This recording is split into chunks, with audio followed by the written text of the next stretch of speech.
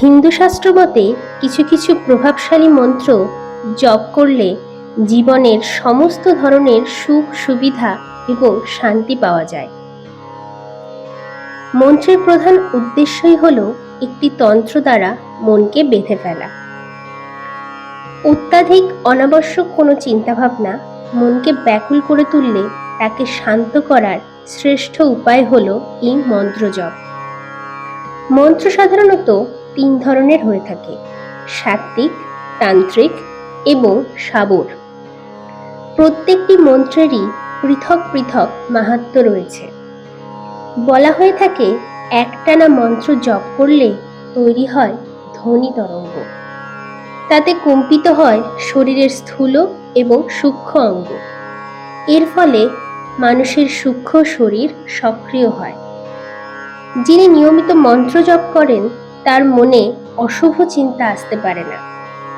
যদি আপনি সাত্ত্বিকভাবে নির্দিষ্ট সময়ে নির্দিষ্ট জায়গায় বসে প্রত্যেকদিন মন্ত্র জপ করেন তাহলে আপনার আত্মবিশ্বাস বৃদ্ধি পাবে এবং ভরসা ও ধরে রাখার ক্ষমতাও বৃদ্ধি পাবে।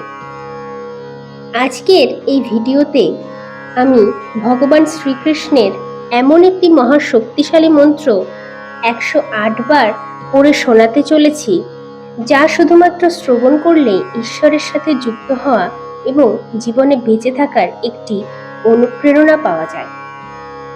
এই মন্ত্র শ্রবণ করতে করতে আপনি যে চিন্তা করবেন সেই মনোবাঞ্ছা আপনার অবশ্যই পূর্ণ হবে। এর জন্য আপনাকে না মানতে হবে কোনো নিয়ম, না মানতে হবে কোনো বিধি। আপনাকে শুধু শ্রবণ করতে হবে এবং সেটা একাগ্র চিত্তে। আপনি সকালে বা রাতে বা দিনের যে কোনো সময় যখন আপনি চুপচাপ কোথাও বসে থাকবেন বা বিছানায় শুয়ে থাকবেন, তখন আপনি এই মন্ত্রটি একাগ্র চিত্তে শ্রবণ করবেন। শ্রবণের সাথে সাথে এই মন্ত্রকে মনের মধ্যে অনুভব করুন। আপনি যত বেশিবার এই মন্ত্র শ্রবণ করবেন ততই আপনার পক্ষে মঙ্গল। কিছুদিন শোনার পর আপনি আপনার মনের মধ্যে একটা পজিটিভ শক্তি অনুভব করতে পারবেন। তবে এই মন্ত্রটি শ্রবণ করার সময় আপনার মনের ইচ্ছেগুলো সম্পর্কে আপনাকে অবশ্যই সচেতন হতে হবে, কারণ আপনার মনের যে চিন্তা বা কল্পনা, আপনি এই মন্ত্রশক্তির দ্বারা ব্রহ্মাণ্ডকে বার্তা দিচ্ছেন যে আপনার জীবনে এই জিনিসগুলো দরকার। এই মন্ত্র শ্রবণকালে আপনার কল্পনা যত পরিষ্কার হবে তত তাড়াতাড়ি আপনি ফল পাবেন। তবে এই মন্ত্র শ্রবণকালে কোনো রকম কোনো নেগেটিভ চিন্তা করা যাবে না। মন অনেক দিকেই ছুটতে চাইবে, কিন্তু সেই মনকে আবার নিজের কাছে ফিরিয়ে এনে একাগ্র করার চেষ্টা করতে হবে। প্রিয় শ্রোতা, আপনাদের কাছে আমার একটাই অনুরোধ, যে মন্ত্রটি কিছুদিন মনে ভক্তি এবং শ্রদ্ধা রেখে শ্রবণ করেই দেখুন। জীবন থেকে অনেক রকম বাধা বিপত্তি আপনার থেকে ক্রমশ দূরে সরে যাবে। জীবনে বেঁচে থাকার জন্য যে অনুপ্রেরণা দরকার হয় তা আপনি সময়ের সঙ্গে সঙ্গে লাভ করবেন। যারা এখনো পর্যন্ত আমার চ্যানেলটি সাবস্ক্রাইব করেননি তারা সাবস্ক্রাইব করে পাশে থাকা বেল আইকনটি প্রেস করে দিন। তাহলে আমি যখনই এরকম কোনো ভিডিও নিয়ে আসব তা সবার আগে আপনাদের কাছে পৌঁছে যাবে।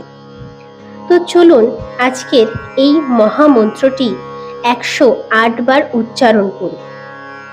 আপনি প্রত্যেক দিন এই মন্ত্রটি দিনের যে কোনো সময় একাগ্র চিত্তে শ্রবণ করবেন। ওম ক্লীম কৃষ্ণায় নমঃ। ওম ক্লীম কৃষ্ণায় নমঃ।